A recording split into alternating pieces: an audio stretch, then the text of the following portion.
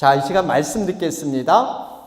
요한일서 4장 19절에서 21절 말씀 함께 보도록 합니다. 우리가 사랑하면 그가 먼저 우리를 사랑하셨습니다. 누구든지 하나님을 사랑하노라 하고 그 형제를 미워하면 이는 거짓말하는 자니 보는 바 그 형제를 사랑하지 아니하는 자는 보지 못하는 바 하나님을 사랑할 수 없느니라. 우리가 이 계명을 주께 받았나니 하나님을 사랑하는 자는 또한 그 형제를 사랑할지니라. 아멘. 할렐루야. 예, 오늘 우리 5월 첫째 주일 우리 가정의 달이라고 하죠. 여러분, 이게 하나님께서 이 땅에 세우신 유일한 공동체, 유일한 기관이 두 개 있는데 그것이 바로 가정이고 또 교회입니다. 여러분, 이 하나님께서 가정과 교회를 세우셨다는 의미는요, 무엇보다도 중요한 그러한 의미가 들어 있습니다. 왜 하나님이 가정과 교회를 세우셨는가 하는 그 의미를 우리가 되새겨 볼 때, 하나는요, 가정과 교회의 주인은 하나님이라는 사실입니다. 하나님께서 세우셨기 때문에 머리이신 하나님께서 주인이시로 주관하시고 모든 걸 인도하고 계시다는 겁니다. 그렇기 때문에 우리가 가정과 교회를 생각할 때마다 내 생각으로, 어떤 내 능력으로, 내 힘으로 이것을 핸들하려고 한다. 여러분, 이것은 아닙니다. 우리가 하나님이 세우셨기 때문에 하나님이 주관하시도록 우리가 가정과 교회를 기도로 올려드려야 할 줄로 믿습니다. 감사한 것은 우리 장로님도 기도해 주셨지만 5월 가정의 달을 맞이해서 우리가 자녀와 손주들을 위한 중보기도 매일 오후 9시에 드리고 있습니다. 여러분들이 이렇게 함께 동참해 주셔서 15분간이지만 굉장히 뜨겁게 우리가 함께 성령의 인도함을 받고 기도하고 있습니다. 분명히 성경은 말씀하고 계시죠. 뿌린 대로 거두리라. 여러분, 우리가 눈물로 간절히 기도한 모든 것이요, 정말 헛되지 않습니다. 반드시 뿌린 만큼 하나님의 선한 열매로 거두어 주실 줄로 믿습니다. 또 하나는, 여러분, 하나님께서 가정과 교회를 세우셨다는 의미는요, 무슨 의미가 있냐면 가정과 교회는 하나님의 사랑의 터 위에서 이렇게 세워졌다 하는 의미가 있습니다. 여러분, 가정과 교회는 사랑의 관계로 형성이 되었습니다. 이 사랑은 사람들이 만들어낸 인간적인 사랑이 아닙니다. 가정과 교회는 하나님이 시작하셨기 때문에 하나님의 사랑으로 시작된 것이 바로 가정과 교회인 것입니다. 다시 말해서 우리가 가정과 교회에서 어떠한 사랑으로 우리가 함께 관계를 형성할 것인가, 이것은 인간적인 정의나 인간적인 사랑이 아니라 하나님의 사랑으로, 하나님의 기준으로 우리가 그 사랑으로 세워야 될 줄로 믿습니다. 우리 주님이 말씀하셨습니다. 내가 너희를 사랑한 것 같이 너희도 서로 사랑하라. 이 사랑의 기준이 내 기준이 아닙니다. 주님이 우리를 사랑한 것 같이 그 사랑으로 서로 사랑하는 것이 가정과 교회가 되는 줄로 믿습니다. 여러분, 하나님의 사랑은 어떤 사랑일까요? 여러 가지 모습으로 우리가 표현할 수가 있을 것 같습니다. 우주와 같은 넓은 사랑, 바다와 같은 깊은 사랑, 또 십자가에서 자신을 희생하면서 정말 이 영혼을 구원해서 희생하는 이러한 희생의 사랑 등 많은 것을 떠올릴 수 있는데요. 여러분, 이 모든 사랑을 우리가 이해하기 위해서 쉽게 설명할 수 있는 것이 바로 가족적인 그러한 사랑입니다.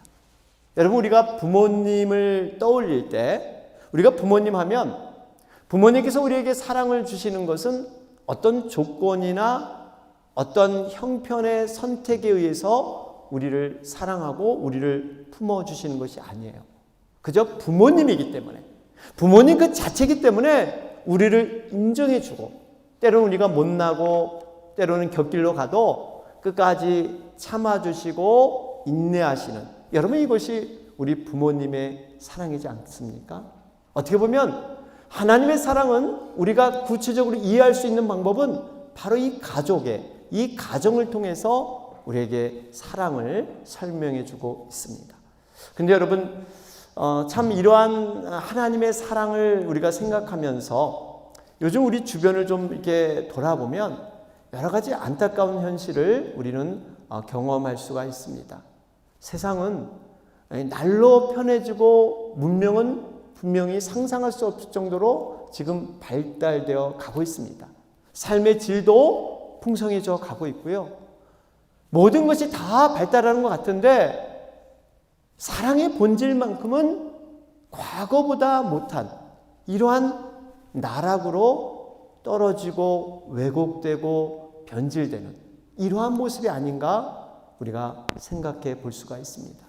여러분, 요즘 누구나 다 경험해 보죠. 세계 어디서나 인터넷이 다 발달돼서요. 이 소셜 네트워크라 그러죠. SNS를 통해서 마음만 먹으면 화상을 통해서 문자를 통해서 언제든지 서로 얼굴을 보고 또 소식을 주고받을 수 있는 이런 세대가 지금 되었습니다. 놀라운 것은요, 이렇게 소셜 네트워크가 정말 발달함에도 불구하고 한 가지는 사람들이 과거보다 현재 더 외롭고 고독감을 더 느끼고 있다는 것입니다. 굉장히 역설적인 얘기예요. 굉장히 모순적인 얘기예요. 사람이 연락하는 것은 더 쉽게 발달하는데 사람들은 더 외로움 속에 빠져들어가는, 어쩌면 군중 속에서 느끼는 고독이라 할까요? 아니면 상대적인 박탈감. 많은 사람들이 이렇게 사회적 관계망이 늘어나지만 나는 그런 사람들에 비해서 굉장히 적다 느껴지는, 저 사람은 굉장히 많은 사람들 이렇게 관계하고 있는데 나는 그에 비해서 부족하다라는 이러한 상대적 비교를 하다 보니까 박탈감을 더 느끼는 이런 모습이 현재 일어나고 있습니다. 그래서 지금 각 나라마다 사회적인 공통적인 이슈가 있습니다. 이 사회의 개인적인 고독과 이러한 외로움, 이것이 개인적인 문제가 아니라 이제 사회적인 이슈로, 사회적인 질병으로 이 고독과 외로움에 대해서 나라가 생각하고 대책을 마련하고 있습니다. 제가 며칠 전에 한 신문을 봤는데 기사 내용이 이런 타이틀이었습니다. 여러분 한번 들어보세요. 외로움이 하루 담배 15개 피씩 피우는 것만큼 건강에 해롭다. 여러분, 외로움이 담배 15개 피, 하루에 15개 피 피는 것만큼 건강에 해롭다. 이러면서 이 외로움과 고독의 증상이 비만이나 약물 중독 같은 심각한 이 사회 공중보건 문제를 다뤄야 된다. 이러한 얘기들이 이미 흘러나오고 있습니다. 유럽에서는 이미 시작을 했어요. 그래서 미국에서도 이제 이러한 것들을 대책을 세워야 된다. 이런 말을 이 비베크 머시라는 분이 있는데 이분은 미국 공중보건서비스 단장입니다. 이분의 보고서에 의하면 이제 미국이 외로운 문제, 이 고독의 문제가 코로나를 거치면서 더욱 심각해져서 이제 미국 성인 절반 이상이 외로움을 경험하고 고독을 느꼈기 때문에 이제 사회적인 대책이 필요하다. 이러한 보고를 한 바가 있습니다. 여러 연구에 따르면요, 외로움은 조기 사망 가능성을 26%에서 29%를 높인다고 합니다. 이것은 매일 담배 15개 피를 피우는 그렇게 건강에 안 좋은 그러한 일을 만들어낸다 그러죠. 뿐만 아니라 심장병 위험도 29%, 뇌졸중 위험도 32%나 커진다. 이런 불안감, 우울감 뿐만 아니라 치매와 연관되어 있고 극단적인 경우는 자살까지 시도하는, 그러면서 일상생활도 무너지고 경제적인 심각한 문제로도 이어지는 것이 바로 이 외로움과 고독의 문제다. 이런 진단을 하고 있습니다. 이런 사회적인 이슈 때문에 이제 전문가들은 다들 이구동성으로 말하기를 이제 사회적인 차원에서 이 외로움 문제를 다뤄야 된다. 국가가 이것을 좀 책임지고 뭔가 행해야 된다. 지금 이런 얘기들이 나오고 있죠. 그래서 실제로 영국에는요, 2018년입니다. 영국이 굉장히 앞섰죠. 2018년 1월에 외로움부 장관이 임명이 됐어요. 외로움부 장관, Minister for the Loneliness, 이런 외로움부 장관, 외로움을 다루는 장관, 이런 장관이 임명이 됐습니다. 일본 역시 코로나 이후에 극단적인 선택을 많이 하는 이들이 급증하면서 작년 2월이었습니다. 고독 고립 담당 장관, 이런 장관을 임명하기도 했습니다.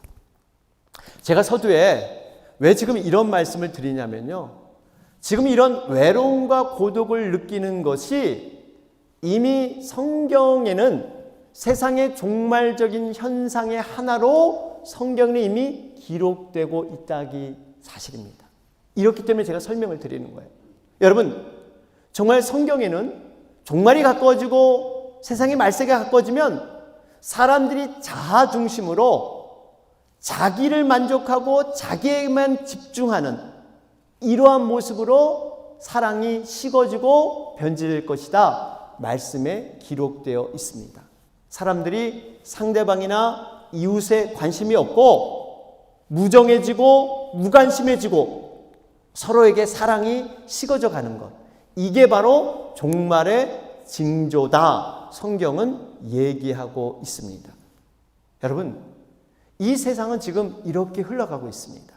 그럼에도 불구하고 우리가 감사할 수 있는 것은요, 우리에겐 여전히 사랑에 대한 관심이 남아 있다는 사실입니다. 세상이 말라가고 정말 이렇게 무정해지고 무관심해지는 이런 세상의 흐름 속에 있지만 우리는 아직까지 하나님의 사랑이 우리에게 있다는 사실이에요. 우리가 그걸 어떻게 알 수 있습니까? 우리를 구원하신 그 사랑이 하나님의 사랑인 줄로 믿습니다. 그렇기 때문에 우리가 구원받은 우리들은요, 그 하나님의 사랑의 의미를 조금이나마 알고 있습니다.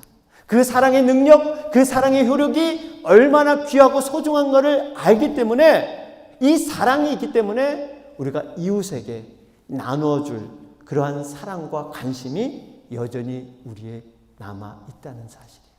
그렇기 때문에 여러분, 세상은 자꾸 이렇게 정말로 흘러가지만 그럼에도 감사한 것은 교회가 여전히 주님의 사랑을 붙들고 있기 때문입니다. 마태복음 22장에 보면 하느님 율법사들이 예수님을 시험하기 위해서 이런 질문을 합니다. 예수 선생님, 질문이 하나 있는데 율법 가운데 어떤 계명이 가장 큰 계명인지 설명해 주십시오. 그랬더니 예수님께서 마태복음 22장 37절에서 39절 이런 말씀을 하세요. 말씀을 이해를 돕기 위해서 쉬운 세번역 번역을 보면 이렇게 고백을 합니다. 예수님의 대답이 이렇습니다.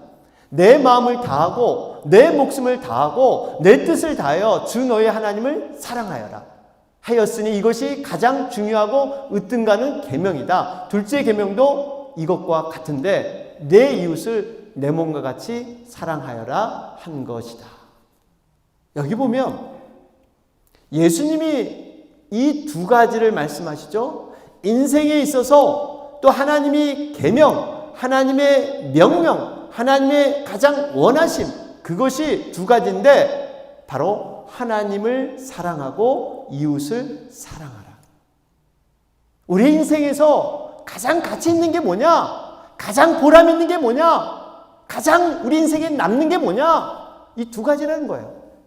하나님 사랑, 이웃 사랑. 이 가르침을 우리 주님이 바로 율법사에게 주고 계십니다. 여러분, 우리가 잘 아는 십계명, 하나님의 명령인데요. 십계명 안에도 결국 두 가지입니다. 여러분, 1계명부터 4계명은 하나님에 대한 사랑을 언급하고 있고요. 5계명부터 10계명까지는 이웃에 대한 사랑. 그 10계명을 두 가지로 나눠라 하면 하나님 사랑, 이웃 사랑이에요. 결국 이 사랑의 관계, 이 사랑의 관계를 하나님은 우리의 삶 속에서 제일 중요하게 여기고 계시다는 사실입니다. 그래서 하나님께서 우리가 죽음 이후에 하나님의 부르심 앞에 서게 되면 분명히 묻는 질문 가운데 이 두 가지가 있을 겁니다. 너가 나를 얼마나 사랑했느냐? 너가 이웃을 얼마나 사랑했느냐? 여러분, 이 사랑은 그냥 추상적인 감정적인 어떤 내 의지의 생각에 잠긴 이런 사랑이 아니에요. 그 사랑을 얼마나 행했느냐? 우리 하나님은 이걸 물으실 겁니다. 여러분, 우리가 이웃을 사랑한다는 것, 과연 이웃을 사랑한다는 게 뭘까요? 여러분, 사랑한다는 걸 어떤 분은 또 잘못 이 사랑에 대해서 이해해서 나의 관점으로 내 것을 그저 희생하고 수고하고 섬기는 것, 여러분, 이것 자체가 물론 사랑하는 데 있어서 중요한 요소는 맞습니다. 여러분, 사랑하는 데 어떻게 희생하고 수고하고 섬김이 없겠어요? 맞는 말인데, 정확한 이 이웃을 사랑한다는 개념은 이웃과 상대방을 행복하게 만들어주는 것인 줄로 믿습니다. 사랑한다는 것은 상대방을 행복하게 해주는 거예요. 상대방을 기쁘게 해주는 거예요. 이게 사랑한다는 겁니다. 여러분, 우리 주님께서 종의 리더십, 섬김의 리더십을 이렇게 가르쳐 주셨는데, 종의 리더십 하면 사람들은 이 발을 씻기는 섬김을 생각해서 무조건 내가 낮아져서 저 사람의 명령에 따르고 저 사람 기분을 상하지 않고 저 사람 감정을 상하지 않고 그냥 기분 좋게 만들어주는 것, 이런 생각을 하는 분도 없지 않아 있습니다. 그러다 보면 내가 종으로 사는데 내 스스로 존재감을 잊어버릴 때가 있어요. 아, 종인데, 정말 이렇게 미천한 종인데, 이런 존재감을 잃어버릴 수 있어요. 때로는 내가 종이 되지 못할 때, 여러분, 가끔 우리가 교만한 마음도 생기고 내 생각도 주관하고 싶지 않습니까? 그러다 보면 이 말씀 때문에 굉장히 죄의식을 느끼는 거예요. 내가 종으로 교만하게 살구나, 종으로 살아야 되는데, 이런 자책할 때도 있습니다. 근데 여러분, 종이 된다는 것은 여러분, 이것으로 끝나서는 안 돼요. 이 종은 상대방이 정말 진정한 행복을 알게 하게 하는 거예요. 진정한 행복이라는 의미가 있습니다. 그냥 행복이 아니라 진정한 행복. 만약에 내가 종이 됐는데 그 사람이 하나님과 멀어지고 하나님을 떠난 삶으로 불행한 그러한 인생의 종말로 산다면 내가 종이 된다는 그 의미와 가치는 사라져버립니다.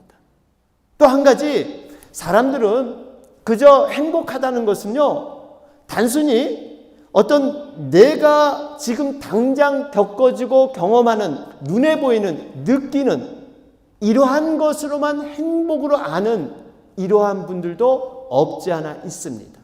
다시 말해서 육적인 욕망과 내 기분이 좋아지고 내 생각대로 이루어지는 것만이, 내 만족을 채우는 것만이 행복한지 아는 이런 분도 없지 않아 있어요.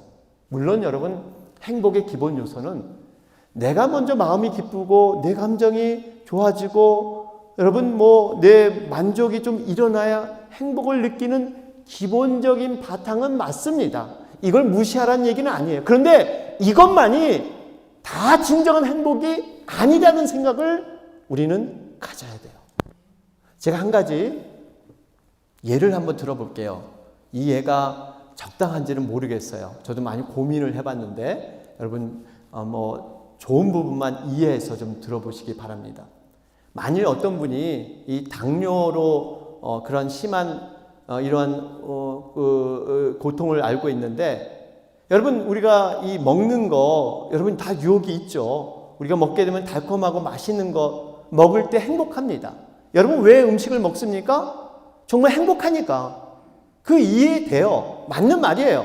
그런데 당뇨 환자가 당분이 들어있는 맛을 좋아해서, 특별히 밀가루 같은 거, 여러분 빵 같은 거 맛있습니다. 저도 이 빵이요 얼마나 입맛이 땡기는지, 정말 빵 속에는 비밀스럽고 오묘한 맛이 그 속에 들어있습니다.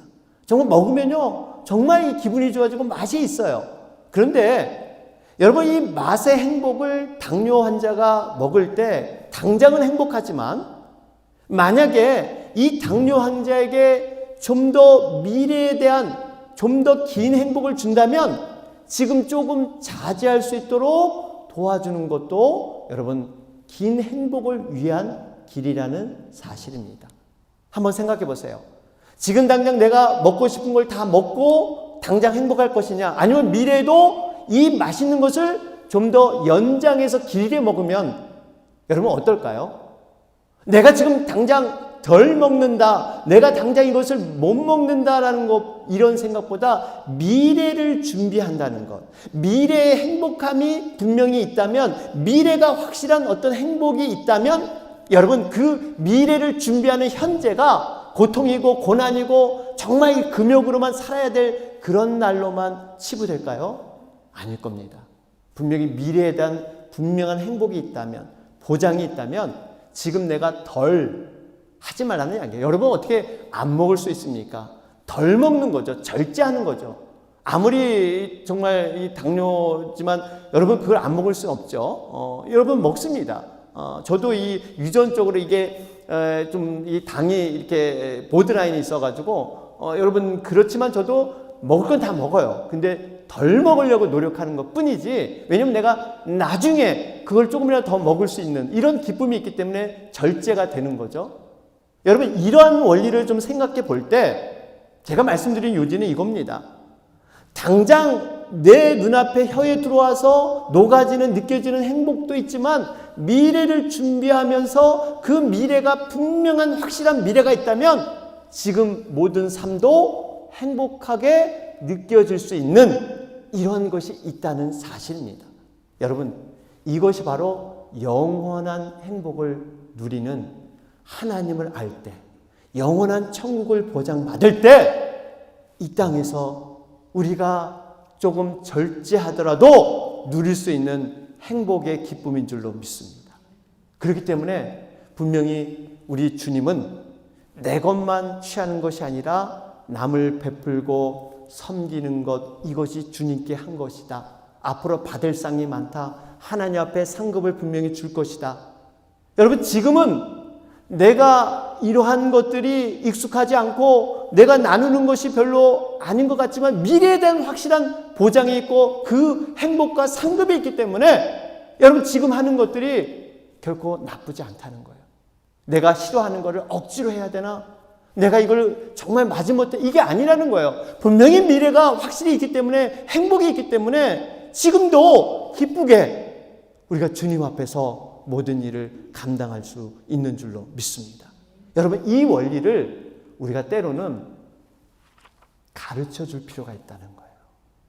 이 원리를, 진정한 행복이 뭔가를 우리가 말씀 안에서 정말 내가 그것을 경험하고 내가 느끼면서 내가 확신하면서 내 삶 속에 보람과 기쁨이 되는 것을 같이 나누는 것, 여러분 이것이 천국의 원리인 줄로 믿습니다. 이 모습이에요. 그래서 우리가요, 여러분 신앙의 축복은 다른 게 아니에요. 어떤 많은 것을 소유하고 세상을 성공하고 내가 생각한 계획을 이루어서 남들보다 더 나은 자리로 올라가는 것. 여러분 이것이 신앙의 성공일까요? 아닙니다. 진정한 하나님이 원하시는 신앙의 성공은 하나님과의 바른 관계입니다. 신앙은 관계의 복이라고 그러죠. 관계의 복. 하나님과 나랑 얼마큼 깊은 관계에서 정말 누리고 그분과 동행하며 그분을 느끼며 그분을 날마다 통치를 받으며 우리가 삶 속에 살아가는가? 그분과 얼마나 친밀한가? 얼마나 그분과 내가 정말 함께 동거하는가? 이게 복이라는 사실이에요. 여러분 하나님이 우리의 아버지가 되셔서, 아빠가 되셔서 내 인생을 완전히 영원 무궁까지 책임져 주신다. 이미 십자가에서 약속하셨어요. 그리고 정말 그 확증을 예수님을 죽게 함으로 말미암아 내가 너를 이만큼 사랑하는데 너는 나를 못 믿어? 내 아들을 죽이기까지 너를 사랑한다. 너 이거 아니? 그거 보여주셨잖아요. 우리는 그 사랑을 믿는 거예요. 그렇기 때문에 우리가 내 생각보다 내 계획보다 더 좋은 것 주시는 것이 하나님이시다. 때로는 나는 A라고 생각했는데 하나님 B를 주셨어도 그 B가 내가 실망하지 않는 것은 이미 하나님이 더 좋은 거 주시기 때문에. 여러분, 우리 부모님이 자녀들에게 나쁜 거 주겠습니까? 부모들은 자녀가 갖고 싶은 거 더 이상 좋은 거 주기를 원하시는 거 부모의 마음이에요. 그 자녀가 물론 바르게 커야죠. 삐뚤게 엉덩이로 가는데 그게 아니라 정말 바르게 컸다면, 이 자녀를 인정한다면, 여러분, 그래서 하나님은 너 주는 거 생각하지 마. 네가 바른 길 가. 너와 나의 바른 관계. 부모와 자식이 바른 관계면 부모가 모든 자식에게 인정해줘서 더 좋은 거 주듯이 너 그 관계가만 생각해. 나와의 관계. 너 주는 거 내가 더 좋은 거 줄게. 지금 이거 말씀하시는 거예요. 성경은 다 그걸 말씀하세요. 여러분 한번 생각해 보세요. 선물을 좋아하는 아이가 있습니다. 어떤 손님이 오면 그 아이는 그 손님의 손만 바라봐. 무슨 선물 가져왔나? 오늘은 또 뭐 가져왔을까? 이 선물만 바라보요. 그런데 만약 그 아이가 조금 더 성숙하고 지혜로우면 그 손님과의 관계, 이 관계까지 생각할 거예요. 이 관계를 깊이 하면 여러분, 이 손님 입장에서는 이 아이가 너무 이뻐서 좋은 거 주고 싶지 않습니까? 좀 더 나은 거를 주고 싶은 이 관계. 여러분, 바라기는 하나님과의 관계, 이 관계를 늘 생각하면서 어떻게 하면 내가 하나님과 더 친밀해질까? 어떻게 하면 내가 하나님과 더 정말 더 막힘없이 그분과 더 깊은 곳으로 살아갈까? 여러분, 이것을 묵상하시길 바랍니다. 결론을 맺겠습니다. 여러분, 천국이 왜 좋은 것일까요? 왜 천국이 여러분 좋을까요? 왜 우리가 하나님 나라가 좋을까요? 막연히 좋다 하니까, 분명히 좋다 하니까 좋은 걸로 단순한 믿음으로 여러분 천국이 좋다 받아들이십니까? 가끔 죽음을 넘어 천국에 갔다 오신 분들의 간증을 들어보면 천국은요, 말할 수 없는, 입으로 다 설명할 수 없는 정말 아름다움이 가득 찬 곳이 천국이라고 합니다. 그러면서 그분이 얘기하기를 길거리가 뭐로 됐어요? 황금길로, 황금길로 되고 집 문이 진주로 둘러싸였대요. 문들이. 여러분들 집이 이렇게 진주, 여러분 이 다이아몬드 진주, 여러분 그래서 이 남편분들이 그러죠. 근데 천국 가면 하도 많이 너가 누릴 거니까 지금은 안 가져도 천국 가면 너무 세고 센 게 다이아몬드 진주라 그러잖아요. 예? 황금이 길로 됐어요. 보석이 장식되어 있는 이런 화려하게 그지없는 것이 천국이라 그럽니다. 여러분, 이런 천국 얼마나 좋아하세요? 우리 여자분들 얼마나 가면 그냥 진짜 이 금은보화로 장식된 화려함 때문에 얼마나 이 마음이 들뜨겠어요? 그런데 여러분 한번 생각해 보세요. 황금길 걷는 거 처음엔 좋지만요, 황금길도 이 금속이고요, 황금이 굉장히 찹니다. 이 쿠션이 없어가지고 하루 이틀이지 그 길을 매일 오고 가고 해보세요. 다리 약하신 분들 관절, 무릎 통증, 여러분 수탁이 올 거예요. 이것도 하루 이틀이지 황금길 여러분 매일 걸어보세요. 이거 별거 아닙니다. 왜 천국이 좋냐면요, 천국은 하나님의 관계가 완성되는 곳이 천국이기 때문입니다. 천국은 왜 좋으냐? 영원한 하나님이 거기에 계시기 때문에 천국이 좋은 거지, 하나님이 거기에 없다? 지옥도 영원히 그곳에 사는 거예요. 영원히 거하는 게 지옥이에요. 지옥도 영원하게 산다니까요. 우리가 영원히 살면 좋다라고 생각하는데 지옥도 마찬가지입니다. 천국에는 우리와 관계하신 그 영원하신 하나님이 천국에 있기 때문에 좋은 거예요. 천국이 그래서 좋은 거예요. 여러분, 그 가장 심한 형벌 가운데 하나가 무인도에서 골프를 쳤는데 홀인원 한 게 가장 큰 고통이라 그러죠. 홀인원 했는데 봐준 사람이 아무도 없어. 아무도 박수도 안 쳐. 나만 알아. 홀인원 했는데 그 평생 바라던 홀인원을 무인도에서 했어요. 아무도 못 알아준다. 여러분, 우리가 사모하는 천국에 딱 갔는데 내가 이 땅에 주님을 살았던 흔적들, 내가 주님을 위해서 했던 헌신들, 이걸 몰라준다. 우리 주님은 그 천국에 계십니다. 모든 걸 아시고 잘했다 칭찬해 주면서 모든 걸 인정해 주세요. 너가 소자에게 물 한 그릇 대접한 거 나 다 안다. 네가 무슨 마음으로 어려움 겪은 거 다 안다. 여러분, 우리가 신앙생활 할 수 있는 것은 우리 주님이 나를 알고 있기 때문에, 내 형편과 내 상황을, 내 마음의 모든 것을 다 알고 계시기 때문에 그 안다는 자체가 우리에게 위로가 되고 소망이 되는 줄로 믿습니다. 그렇기 때문에 꿋꿋이 갈 수 있는 거예요. 사람이 알아주던 몰라주던 여러분, 그 길을 갈 수 있는 것은 주님이 알고 있기 때문에, 여러분, 천국은 바로 이런 곳입니다. 바라기는 우리 목장이 바로 이런 곳이 돼야 돼요. 여러분, 세상이 무관심하고 무정해지는 이런 세상, 사랑이 식어져가는 이런 세상에 우리가 목장을 통해서, 작은 교회를 통해서 우리의 부족함을 서로 고백하고 하나님을 의지하고 하나님의 사람으로 세워지고 하나님의 사랑으로 만들어지는 곳, 여러분, 이곳이 목장이 되어야 될 줄로 믿습니다. 목장은 영적인 가족이에요. 가족 속에서 우리가 함께 세워져 가는 겁니다.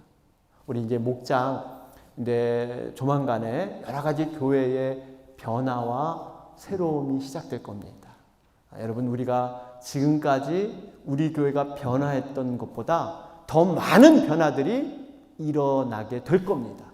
이것이 목장을 통해서 우리가 일어날 때, 여러분, 우리가 함께 정말 아름다운 이러한 사람으로, 믿음의 사람으로 함께 세워지는 여러분과 제가 되길 주님의 이름으로 축원합니다. 아멘.